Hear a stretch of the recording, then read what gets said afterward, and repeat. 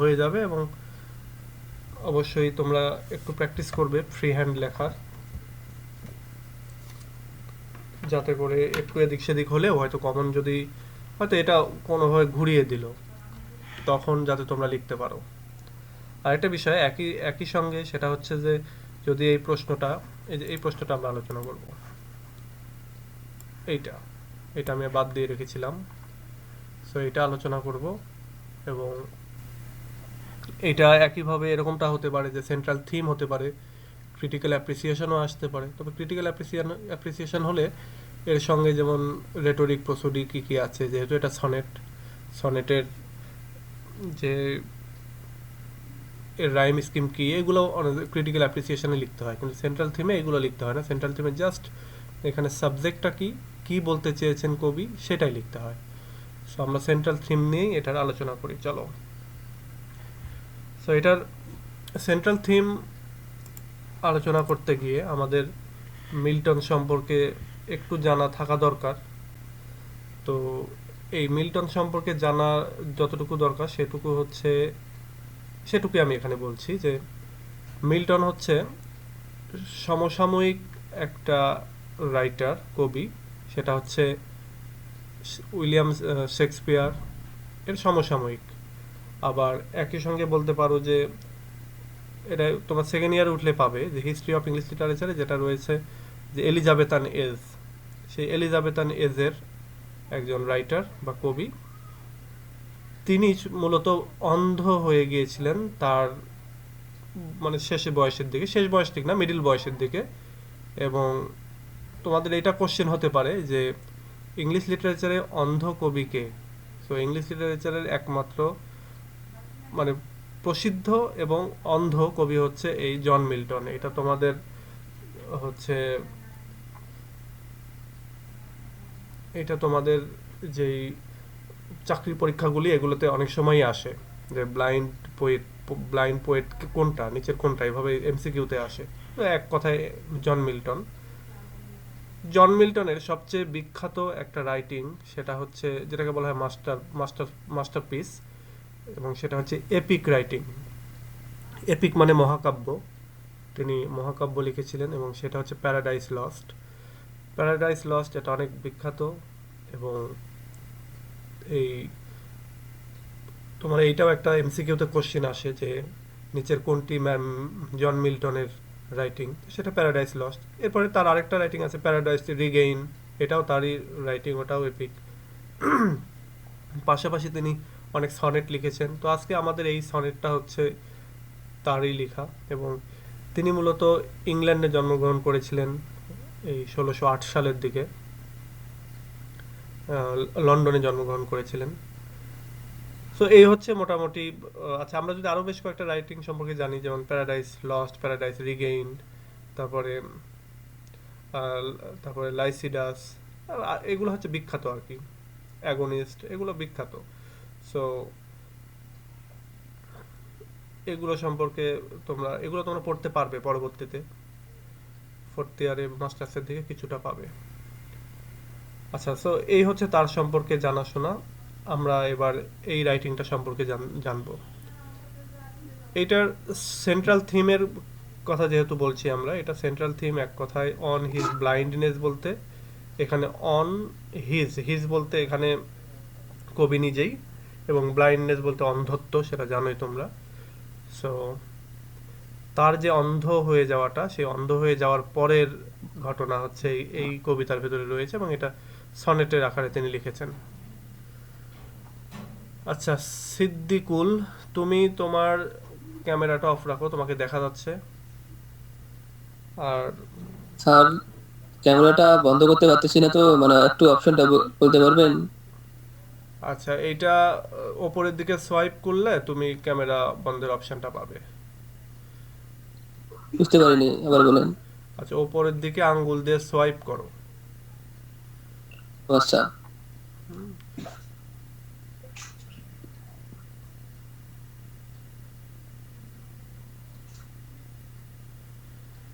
কারণ camera on এখানে হ্যাঁ, সাপোর্ট। ক্যামেরা অনের উপরেই ক্লিক করো।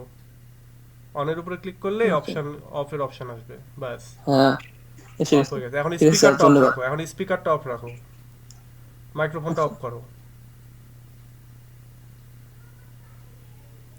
আমি যখন সময় দিব দেখো এই যে কল, হ্যাঁ এই তো ঠিক আছে, সময় দিব তখন আবার জিজ্ঞাসা করবা। আচ্ছা, তাহলে অন হিজ ব্লাইন্ডনেস দিয়ে বলেই দিচ্ছে যে এইটা ব্লাইন্ডনেস নিয়েই মূলত একটা কিছু লেখা হয়েছে এখানে। সো সেই সেন্ট্রাল থিমটা নিয়ে আমরা এখানে এখানে একটা সেন্টেন্সে যদি বলি তাহলে কবি অন্ধ হয়ে যাওয়ার পরে তার মনের মধ্যে অনেক দুঃখ কষ্ট, এবং তিনি যেহেতু রিলিজিয়াস পোয়েট ছিলেন সুতরাং তিনি একই সঙ্গে তার একবার মনের মধ্যে হচ্ছে যে কেন আমার এই সময়টাতে এরকম অন্ধত্ব আসলো, এবং এর ফলে আমি গডের সার্ভিস দিতে করতে পারছি না, গডের উদ্দেশ্যে যে সেবা বা উপাসনা এটা করতে পারছি না, এতে হয়তো বা আমি পাপী হচ্ছি।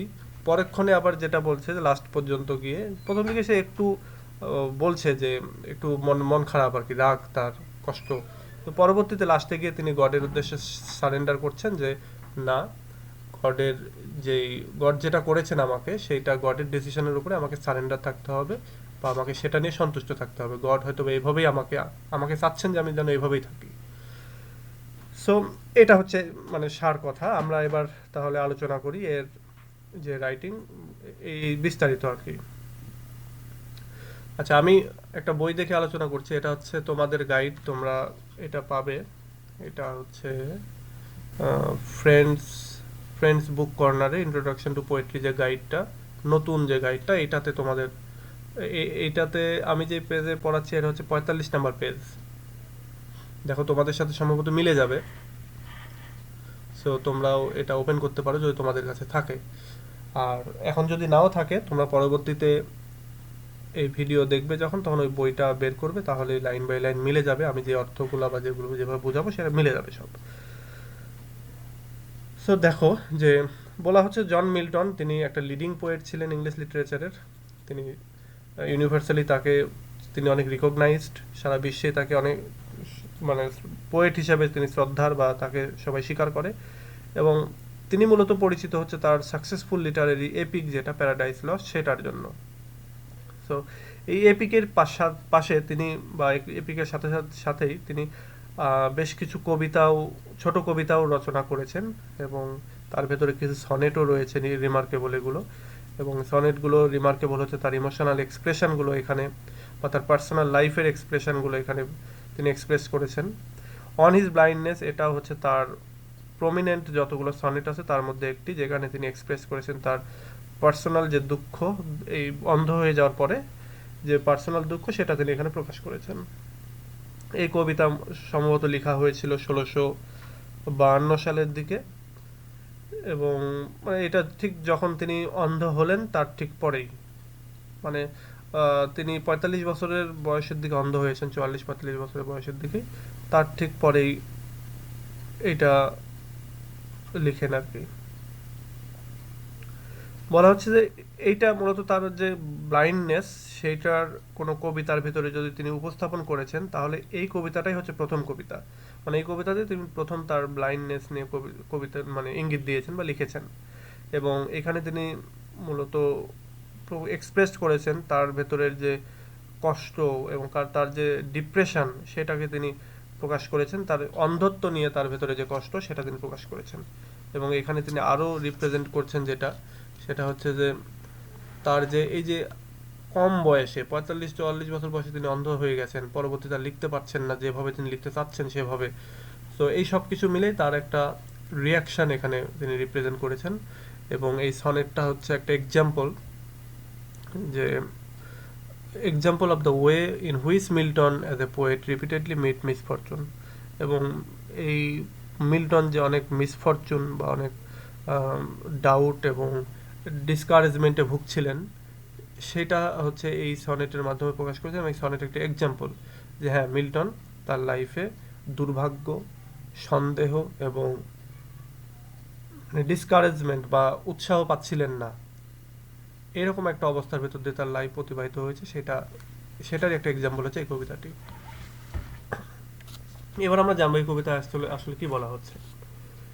এই কবিতা মূলত কবি একটা কমপ্লেইন দিয়ে শুরু করছেন, এবং তিনি কমপ্লেইন করছেন গডের উদ্দেশ্যে, গডকে তিনি যেন একটা অভিযোগ করছেন যে তুমি আমাকে এত কম বয়সে আমাকে ব্লাইন্ড করে দিয়েছো এবং আমার জীবনের মোটামুটি হাফ টাইম তখন তিনি বলছেন যে আমার লাইফের হাফ টাইম এই অবস্থায় তুমি আমাকে অন্ধ করে দিয়েছো।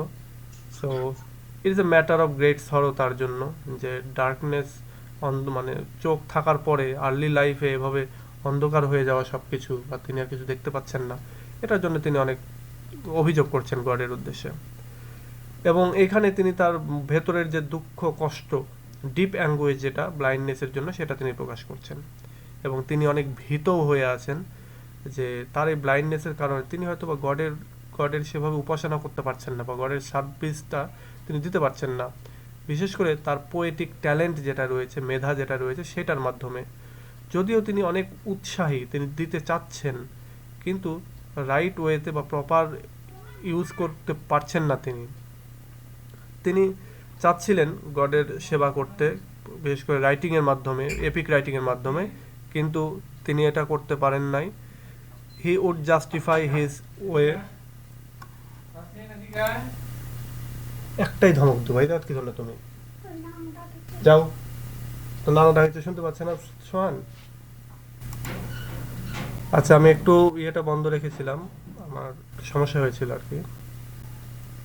আচ্ছা, এবার আমি আবার শুরু করছি। দেখো, বলছে যে সে তার পোয়েটিক ট্যালেন্ট যেটা রয়েছে, এই ট্যালেন্টটা ইউজ করে সে আসলে সার্ভিসটা দিতে পারছে না, এবং এইটা নিয়ে সে ভীত যে তাহলে কি কোনো সমস্যা হবে কিনা পরবর্তীতে। But as he had become blind he would have been impossible for him. বলছে যে যেহেতু সে ব্লাইন্ড হয়ে গেছে, তো তার জন্য একটা এপিক লেখা এখন খুবই ইম্পসিবল একটা ব্যাপার। এবং তিনি ভয় পাচ্ছেন যে এর জন্য গড তাকে কি আবার কোনো পানিশমেন্ট দেয় কিনা, যে গড যে ট্যালেন্টটা দিয়েছে তাকে, তার গড গিভেন গিফট যেটা বলছেন, যে সে পোয়েট্রি লিখতে পারে বা একটা এপিক লিখতে পারবে সে, কিন্তু সে পারছে না কারণ তার ব্লাইন্ডনেসের কারণে। তো এই জন্য কি আবার গড তাকে কোনো পানিশমেন্ট দেয় কিনা। সো এই যে গডের যে গিফট সেটা যে তিনি ইউজ করতে পারছেন না, এর জন্য গড তাকে কোনো পানিশমেন্ট দেবে কিনা সেটা তিনি বলছেন। এবং তিনি কোশ্চেন করছেন যে যদি গড এক্সপেক্ট করেই থাকে তার কাছে যে একটা নোবেল পোয়েট্রি সে লিখবে, তাহলে। আচ্ছা, আমি দুঃখিত, আসলে বাড়িতে গেস্ট এসেছে, তো এই জন্য একটু সমস্যা হচ্ছিল। তো তোমরা এটাকে একটু পজিটিভলি নিও। আচ্ছা, এবার আমি আবার আসি। সেটা হচ্ছে তিনি কোশ্চেন করছেন গডের কাছে যে গড যদি তার কাছ থেকে এরকম একটা নোবেল পোয়েট্রি, মানে প্যারাডাইস লস্ট বা এই জাতীয় এপিকের কথা বলছে, যে এরকম এপিক যদি সে আশাই করে থাকে, তাহলে কেন সে ব্লাইন্ড করলো, এই একটা বিষয়। আবার আরেকটা জিনিস, তিনি আবার এটা ভাবছেন যে গড হয়তো বা এরকম করেছেন যে সে অন্ধ হওয়ার পরেই হচ্ছে সে এই এপিক লিখবে, এটাও হয়তো তিনি আশা করতে পারেন। এটা তিনি বলছেন যে this question is in fact the expression of his complaint for his blindness. এবং এই কোশ্চেনটা মূলত আসলে একটা এক্সপ্রেশন, হচ্ছে কমপ্লেইনের একটা এক্সপ্রেশন, অভিযোগের একটা এক্সপ্রেশন, যে তার ব্লাইন্ডনেসের পরে এত আর্লি এজে সে ব্লাইন্ড হলো, এইটার জন্য সে একটা কমপ্লেইন করছে। এটা আসলে এই এক্সপ্রেশনটা এখানে প্রকাশ পাচ্ছে। আচ্ছা, মিল্টন ছিল খুবই রিলিজিয়াস একটা কবি। সে তার সারা জীবন ধরেই তিনি অনেক রিলিজিয়াস ছিলেন, এবং তিনি তার কবিতার ভেতরে এটা অনেক প্রকাশ করেছেন। তার ডিপ রিলিজিয়াস যে ফেথ রয়েছে, সেটা তার অনেক কবিতার ভেতরে রিফ্লেক্টেড হয়েছে। এবং এই কবিতার ভেতরে মিল্টন জিজ্ঞাসা করছেন তার ব্লাইন্ডনেসের ব্যাপারে। এবং কিন্তু ইন দ্য ভেরি নেক্সট, পরবর্তী মোমেন্টেই তিনি গডের প্রতি তার যে দৃঢ় বিশ্বাস, এইটা আবার প্রকাশ করছেন, এবং ধর্ম বা গডের প্রতি তার যে দৃঢ় বিশ্বাস সেটা প্রকাশ করছেন। এবং তিনি তার নিজের ভেতরে একটা রিয়েলাইজেশন নিয়ে আসছেন যে আসলে গডের কাছে কমপ্লেইন করা এটা তো একটা ফুলিশ বা বোকামির একটা কাজ, গডের এগেনিস্টে বা গডের ইচ্ছার বিরুদ্ধে কোনো কমপ্লেইন করা। এবং এরপরে তিনি বলছেন যে আসলে মানুষকে অবশ্যই গডের যে ডিসিশন, সেই ডিসিশনে বা গডের যে উইল, সেইটাতে কমপ্লিটলি সাবমিট করা উচিত, এবং এটা করা ছাড়া কোনো উপায় নেই। এবং এটার এগেনিস্টে সে ইভেন কোনো গুঞ্জন বা মারমারও করতে পারবে না। মারমার মানে গুঞ্জন করা। তো এটাও করা উচিত না, এবং গড যেভাবে চাচ্ছে মানুষের কাছ থেকে সার্ভিস, সেইভাবেই তাকে সার্ভিস দেওয়া উচিত বা গডের সার্ভ করা উচিত। মিল্টন এরপরে যেটা বলছেন যে মানে এরপরে যেটা আসছে সেটা হচ্ছে যে মিল্টনের একটা ডিপ বিলিভ ছিল গডের যে জাস্টিস, সে জাস্টিসের ব্যাপারে তিনি রিয়েলাইজ করছেন যে গড মানে আসলে doesn't care for the service of man, মানুষের সার্ভিসের ব্যাপারে সে কেয়ার করে না। Not does he care if his gift are used or not, এমনকি সে কেয়ারও করে না মানুষকে যে গিফটটা দিয়েছেন তিনি, বিশেষ করে ট্যালেন্টের বিষয়টা, এটা কেউ ইউজ করছে কি করছে না এই ব্যাপারটা নিয়েও আসলে গড কোনো রকম কেয়ার করে না। কারণ হচ্ছে he is the king of king, তিনি রাজাদের রাজা, রাজাধিরাজ, এবং এই ডোমিনিয়ন বা এই যে সাম্রাজ্য যেটা স্প্রেড ওভার দ্য ইউনিভার্স, যেটা এই যে ইউনিভার্স বা এই যে সারা বিশ্ব ব্রহ্মাণ্ড, এটা মূলত তারই, তিনি এটা শাসন করেন। তো তার অন্য কারো সেবা বা এগুলো লাগবে না। এর আরো কারণ কি, he has thousands of angels, তার হাজার হাজার এঞ্জেলস আছে। আচ্ছা, এখানে একটা শিক্ষণীয় তোমাদের জন্য, এটা অনেক সময় ভুল হয় গ্রামারের ক্ষেত্রে।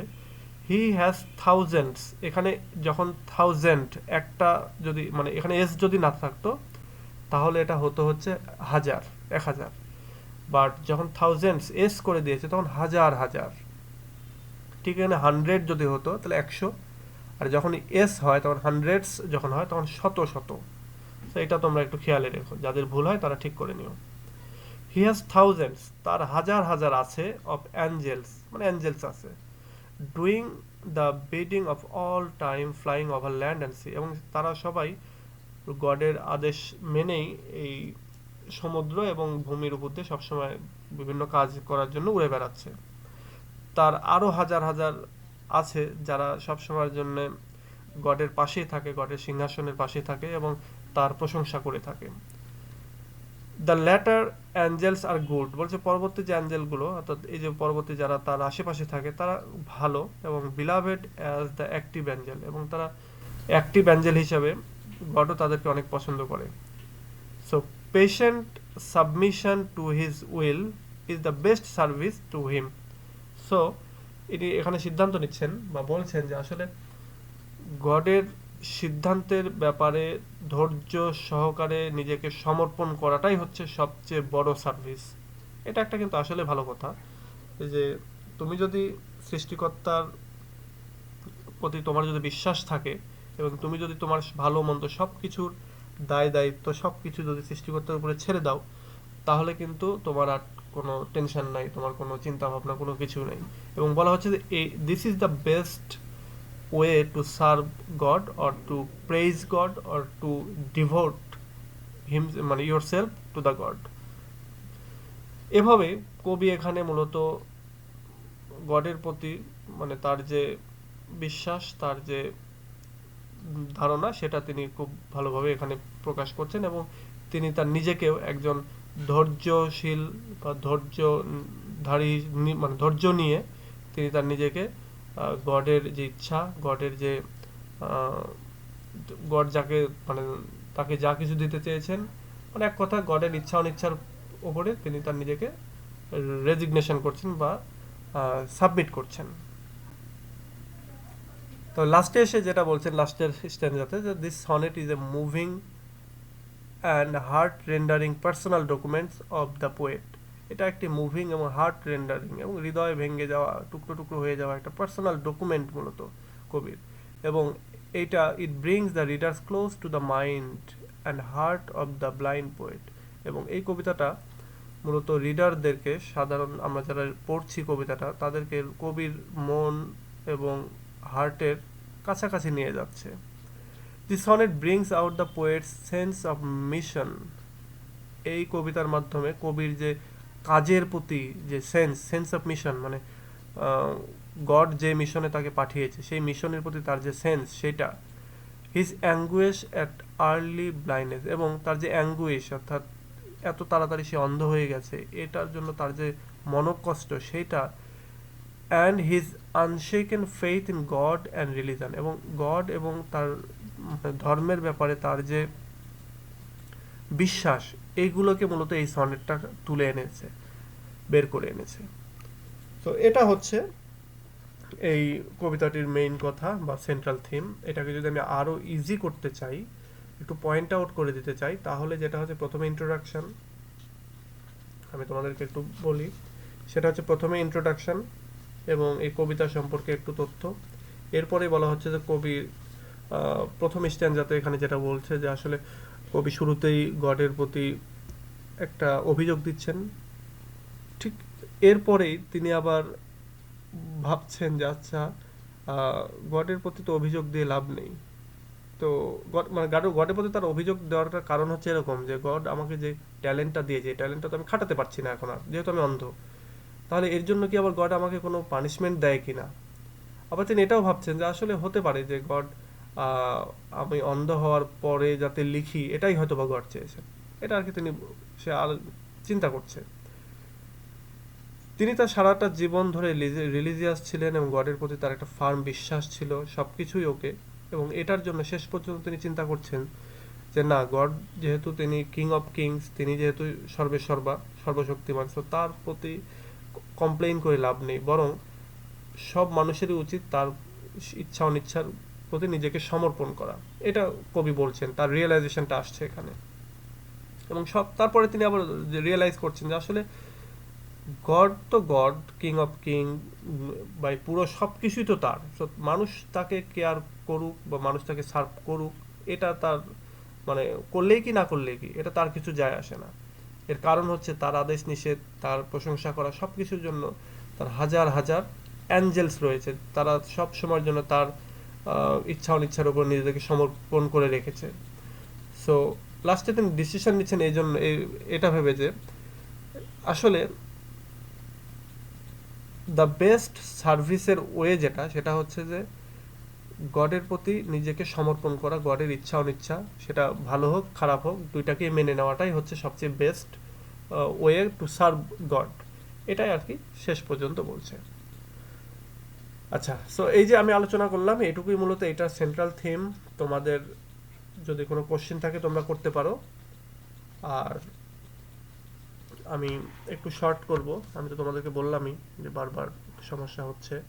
তোমাদের যদি কোনো কোশ্চেন থাকে এইটা সম্পর্কে তোমরা একটু বলতে পারো।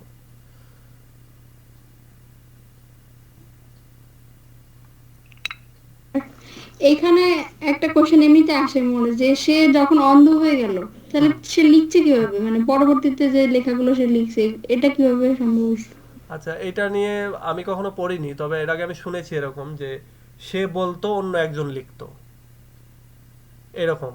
আচ্ছা, এটা এটা নিয়ে আমি এখনই তোমাদেরকে দেখে একটা সলিউশন দিতে পারি কিনা, আমি এখানেই সার্চ। আচ্ছা, আর কিছু বলার আছে বলো।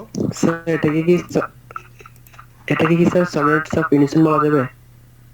বুঝলাম না।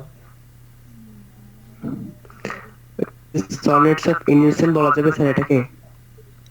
Sonnets of innocence? হ্যাঁ স্যার। সনেটস অফ ইনোসেন্স কেন বলবা? আচ্ছা, তাহলে স্যার কোনগুলাকে সনেটস অফ ইনোসেন্স বলবো?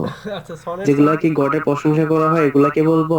আচ্ছা, সনেটস অফ ইনোসেন্স বলে আমি শব্দ কখনো শুনি নাই। আমি যেটা শুনেছি সেটা হচ্ছে তোমরা যখন সেকেন্ড ইয়ারে উঠবা তখন পাবা হচ্ছে উইলিয়াম ব্লেকের একটা কবিতা সমগ্র, সেটার নাম হচ্ছে songs of innocence. Songs of innocence এবং songs of songs of experience innocence. Second ইয়ারে উঠলে পাবে। So ji sir. ওইটা উইলিয়াম ব্লেকের লেখা, ওইটা হচ্ছে সংস অফ ইনোসেন্স নামে একটা হচ্ছে কবিতা সমগ্র, এবং আরেকটা হচ্ছে সংস অফ এক্সপেরিয়েন্স, মানে বড় হয়ে যাওয়ার পরে। সংস অফ ইনোসেন্স মানে ওখানে বাচ্চাকালে মানুষের কেমন সব কিছু থাকে চিন্তা ভাবনা, সেটা নিয়ে বলা হয়েছে। এবং সংস অফ এক্সপেরিয়েন্সে মানুষ বড় হয়ে যাওয়ার পরে তাদের মানে মতিগতি কেমন হয়, তাদের চিন্তা ভাবনা কেমন হয়, সেটা নিয়ে লেখা আছে। সনেট অফ ইনোসেন্স বলে কিছু নাই, সংস অফ ইনোসেন্স বলে উইলিয়াম ব্লেকের কবিতা সমগ্র আছে। সেকেন্ড ইয়ারে উঠলে তোমরা পাবা এটা। আচ্ছা, আর কিছু বলার আছে বলো। জি স্যার। স্যার টোনটা একটু যদি বলতেন স্যার, টোনটা একটু যদি স্যার বলতেন।